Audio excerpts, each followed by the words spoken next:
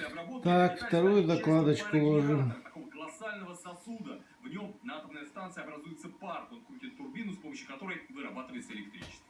Вот он, парогенератор изнутри на атомной электростанции 4. Конкретно это находится выйдем на АЭС, куда бы сейчас рабочие зачищают сварные швы. История этого предприятия, пожалуй, самая яркая иллюстрация – это возрождение отечественной атомной промышленности. Ударная комсомольская стройка Донских ребят в 70-е, упадок в 90-е после Чернобыля и общих проблем в стране. И сейчас второе рождение. А после почти 30-летнего перерыва здесь снова начали делать реакторы для АЭС. Корпус ядерного реактора десятки раз проверяет на изъяны, в том числе в огромной рентгеновской камере и в подземном стенде глубиной метров 15. Действующий реактор – лучшее подтверждение того, что технология отработана.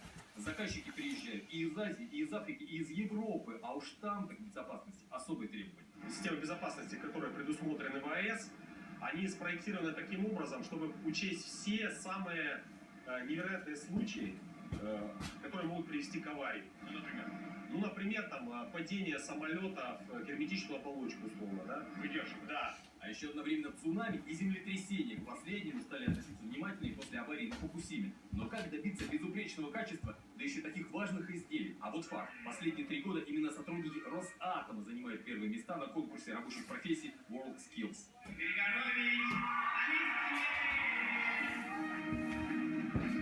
И Алексей по-своему объясняет, так в чем же оно, возрождение атомной промышленности? Росатом взялся за Тамаш. И вот из-за этого и зарплаты выровнялись. А раньше какие? Раньше, по слухам, не платили, по-моему, по 2 года. А сейчас? А сейчас все платят стабильно. Именно для возрождения в 2007 и была создана эта государственная корпорация. Вступил в силу закон о госкорпорации, который призван создать условия для развития атомной отрасли и модернизации. Спасибо за доверие. За время работы новой структуры к уже имеющимся атомным электростанциям были построены добрая дюжина новых энергоблоков. 3 и 4 на Калининской АЭС, 6 на Нововоронежской, 1 на Ленинградской, новый блок на атомной станции в Свердловской области и на Ростовской АЭС. На последние идут наладочные работы и очередная проверка оборудования. Сейчас пока реактор разобран и подготовлен для загрузки свежего топлива. Идет или ревизия, или проверка готовности оборудования к этапу физпуска. А еще российские атомщики работают в 12 странах мира, где должны построить 34 энергоблока. Вот Белоруссия, там уже смонтировали защитную оболочку реактора. Целый проект атомной станции, самый современный в мире, поколение 3+. Лучше нет сегодня. Уже в течение 3 месяцев ТОК потребителям даст 3-й энергоблок Тяньваньской АЭС, она находится в Китае. В Иране строится 2-й, а еще россияне возведут 3-й энергоблок. И в Индии 3-й, 4-й, 5-й, 6-й. А 30 ноября в Бангладеш залили первый бетон в корпус будущего энергоблока номер 1. Столько в мире не строит ни одна атомная корпорация, кроме российской, естественно. Мы не просто строим там атомные станции, мы с нуля создаем отрасли вместе с МАГАТЭ. Учим людей, нередко за свои деньги.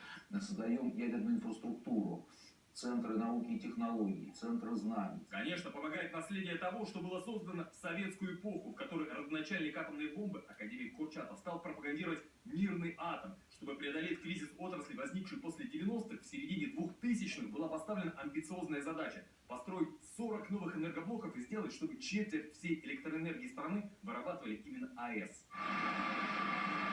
Правда, скептики утверждают, в мире доля электроэнергии, вырабатываемой атомными станциями, падает, но в Росатоме парируют. Станции на солнечных батареях или ветряные поставишь не везде, как и гидроэлектростанции. А потребность в электричестве явно будет расти. Атомная энергетика идеально подходит на роль базовой, обеспечивающей постоянную регенерацию с прогнозируемой ценой. Без АЭС не обойтись никак. Я думаю, что это просто физически невозможно. Эти страны, которые решение приняли жестко, сейчас или исподволь его пересматривают, или просто несут серьезные убытки. А Россия, единственная в мире страна, у которой есть атомный флот, обновляет парк ледоколов. 2 новых, Арктика и Сибирь, уже спущены на воду. Их достраивает, и параллельно корабелы создают 3-й ледокол «Лидер». Машины нового поколения, которые смогут пробивать лед толщиной 3, а то и 4 метра, и продолжат обеспечивать круглосуточную навигацию по Северному морскому пути, кратчайшей дороге из Европы на Дальний Восток.